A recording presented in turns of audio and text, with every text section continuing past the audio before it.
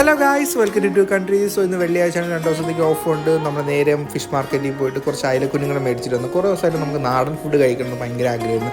അങ്ങനെ കപ്പയും മീൻകറിയും മീൻ പൊരിച്ചതായിട്ട് ഇത് നൈറ്റ് സെറ്റ് ചെയ്ത് അങ്ങനെ അതും പിന്നെ പടവും കണ്ട് നമ്മൾ അതും കൊണ്ട് അടിച്ച് കയറ്റി.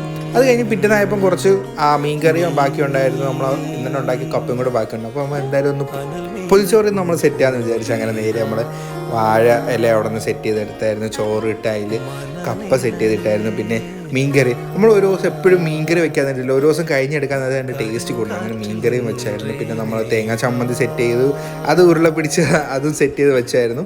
പിന്നെ നമ്മൾ ഉണക്കമീൻ നാട്ടിൽ നിന്ന് കൊണ്ടുവന്നുണ്ടായിരുന്നു, അതും കൂടെ വറുത്ത് ഉണക്കമീനും വെച്ച് പിന്നെ ഒരു മുട്ടയും കൂടെ സെറ്റ് ചെയ്ത് അതിൻ്റെ മുകളിൽ വെച്ചു.